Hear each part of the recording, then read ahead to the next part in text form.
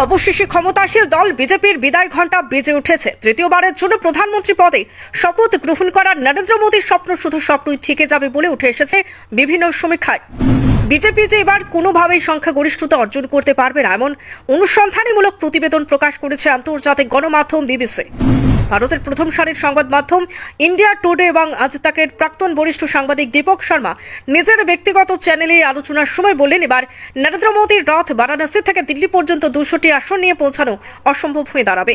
এদিকে এমন জটিল পরিস্থিতিতে কর্ণাটকের উপমুখ্যমন্ত্রী ডিকে শিবকুমার বলেন, ইন্ডিয়া জোট এবার 300-র অধিক আসন নিয়ে সরকার গঠন করবে, যার অস্বস্তিতে ফেলেছে বিজেপিকে। দীপক শর্মার সাথে ওনার সহযোগী সাংবাদিক অশোক কুমার বললেন, বিজেপির সবচেয়ে বড় দুর্গ হিসেবে পরিচিত উত্তরপ্রদেশে এবার 40টির নিচে আসন পাবে, যা বিজেপির পরাজয়ের প্রধান কারণ হয়ে দাঁড়াতে পারে। অপরদিকে মহারাষ্ট্রের নরেন্দ্র মোদীর প্রধান বাধা হয়ে দাঁড়িয়েছে গত নির্বাচনের জোট সঙ্গী উদ্ধব ঠাকরে, কারণ মোদীর ম্যাজিক কাজে আসছে না, সেজন্য সেখানেও মাত্র 4 থেকে 10টি আসন পাবেন বলে মন্তব্য করছেন বরিষ্ঠ সাংবাদিক ঋষি মিশ্রা। ভারতে এবারে লোকসভা নির্বাচন শুরুর আগে পার্লামেন্টে দাঁড়িয়ে প্রধানমন্ত্রী নরেন্দ্র মোদী স্লোগান দিয়েছিলেন, अब की बार 400 पार। लेकिन मैं देख रहा हूं देश का मिजाज एनडीए को तो 400 पार कर पाई के रहेगा। অর্থাৎ বিজেপি জোট এবার 400 আসন অতিক্রম করার লক্ষ্য নিয়ে এগোচ্ছে। কিন্তু 7 দফা নির্বাচনে 4 দফার ভোট গ্রহণ শেষ হয়ে যাওয়ার পর এখন বিজেপি নেতারাও সেই কথা মুখে আনছেন না। বিরোধী ইন্ডিয়া জোট প্রকাশ্যে বলতে শুরু করেছে, বিজেপির আসন সংখ্যা 200-র নিচে নেমে আসবে। ভারতের প্রায় সমস্ত রাজনৈতিক পর্যবেক্ষক ও বিশ্লেষকরা মোটামুটি একমত, প্রধানমন্ত্রী মোদীর নেতৃত্বে বিজেপি জোট এখন অবশ্যই এগিয়ে। তবে এপ্রিল মাসে ভোট শুরুর আগে যে অবস্থা ছিল তা এখন অনেকটাই বদলে গেছে। ফলে 400 তো দূরের কথা, গত নির্বাচনে এককভাবে বিজেপি যে 303টি আসনে জিতেছিল, এবার সেটা ধরে রাখাও তাদের পক্ষে খুবই কঠিন হবে।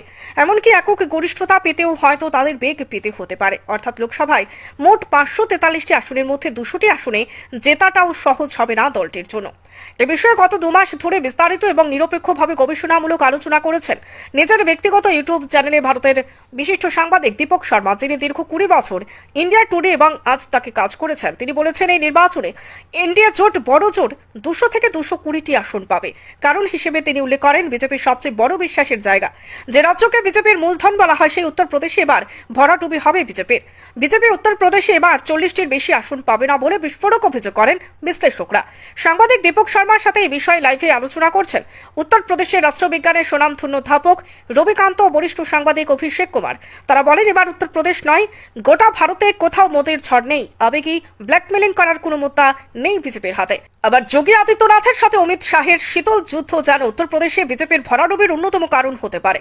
4র্থ দফা নির্বাচন শেষে বিজেপির ভাগ্য তেমন আশানুরূপ ভোট পড়েনি, কারণ দলিত আদিবাসী শ্রেণীর মানুষ সংবিধান বদলের আশঙ্কায় বিজেপির হাত ছেড়ে দিয়েছেন। অভিষেক কুমার বলেন, যেখানে 2019 সালে বিজেপি উত্তরপ্রদেশে 62টি আসন পেয়েছিল, এবার মাত্র 40টির ভেতরে আটকে যাবে। আসনের দিক দিয়ে দ্বিতীয় বৃহত্তম রাজ্য হল মহারাষ্ট্র, যেখানে গত নির্বাচনে শিবসেনার সাথে জোট 48 আসনের মধ্যে এনডিএ জোট 41 পেয়েছিল। এবার সেখানেও বিজেপির ভরাডুবি হতে চলেছে, এমন মন্তব্য করেন সেখানের বিশিষ্ট সাংবাদিক সুধীর সূর্যবংশী এবং অশোক বানখর, যারা উদ্ধব ঠাকরে এবং মোদীর র্যালিতে গ্রাউন্ড রিপোর্টিং করেছিলেন। দীপক শর্মার লাইভে এক আলোচনায় বলেন, এবার মোদীর হাওয়া নেই মহারাষ্ট্রে, উদ্ধব ঠাকরের সঙ্গে মহারাষ্ট্রের জনগণ রয়েছে।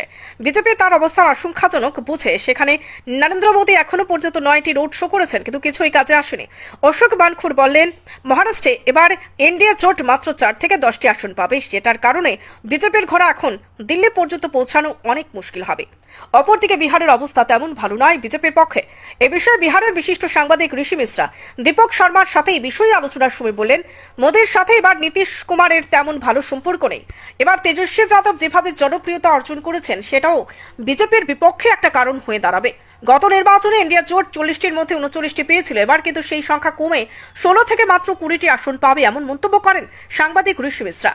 আবার অন্যদিকে দক্ষিণ ভারতে বিজেপি সম্পূর্ণ পরিষ্কার হতে চলেছে। টাইমস নাও এবং ইন্ডিয়া টুডে রিপোর্ট অনুযায়ী তামিলনাড়ুতে বিজেপি এবার 39টি আসনের মধ্যে মাত্র 5টি আসন পাওয়ার সম্ভাবনা রয়েছে। সুতরাং বিজেপির গত নির্বাচনে জয়ী মূলধন থেকে সব মিলিয়ে প্রায় 100টি আসন কম পাওয়ার সম্ভাবনা রয়েছে। সেগুলো কোথাও থেকে সংগ্রহ করবেন সেটা বড় চিন্তার বিষয়। কর্ণাটকের উপমুখ্যমন্ত্রী ডি.কে শিবকুমার বললেন, ইন্ডিয়া জোট এবার 300টির বেশি আসন নিয়ে ক্ষমতায় আসছে, যা চৌঠা জুনের পর গোটা দেশবাসী দেখবে। তিনি বলেন, কর্ণাটকে বিজেপি 4টি কিংবা 5টির উপরে আসন পাবে না, কারণ মানুষ বেকারত্ব এবং মূল্য বৃদ্ধির জন্য হতাশ হয়ে পড়েছে। গত নির্বাচনে বিজেপি যেখানে 28টি আসনের মধ্যে 25টি পেয়েছিল, এবার সেখানে 5টির উপরে যেতে পারছে এমন তথ্য উঠে আসছে বিভিন্ন সমীক্ষায়। আন্তর্জাতিক গণমাধ্যম বিবিসি বলছে, এবারে নির্বাচনের সংখ্যাগরিষ্ঠতা লক্ষ্য পূরণের চ্যালেঞ্জ আসতে পারে মাত্র কয়েক সপ্তাহ আগে। বিজেপি নেতারা তা ভাবতেও পারেননি। 4 দফায় ভোটের 70% বেশি আসনে ভোট হয়ে যাওয়ার পর বিজেপি নেতাদের গলায় ভোটের আগে আত্মবিশ্বাসী সুর আর শোনা যাচ্ছে না। বিশ্লেষকদের কেউ কেউ বলছেন, নির্বাচনের গতি প্রকৃতি দেখে এখন মনে হচ্ছে বিজেপি জোটের পক্ষে গরিষ্ঠতা অর্জন করাই খুব মুশকিল। এরই মধ্যে গত সপ্তাহে দেশটির শেয়ার বাজারে যে আকস্মিক পতন লক্ষ্য করা গেছে, সেটাকেও অনেকেই রাজনৈতিক অনিশ্চয়তার প্রতিফলন বলেই ব্যাখ্যা করছেন।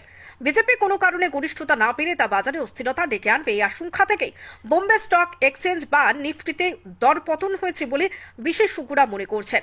মাস দুয়েক আগে তফসিল ঘোষণার সময় যে নির্বাচনে বিজেপি নিশ্চিত জয় ভাবা হচ্ছিল, হঠাৎ করেই সেই ভাবনা বদলে গেছে। কেউ কেউ বলছেন, এই নির্বাচনে অবাক করার মতো ফল হতে পারে, কিন্তু কেন আর কিভাবে এই অবস্থার বদল হলো তার 5টি কারণ বিশ্লেষণ করেছে বিবিসি।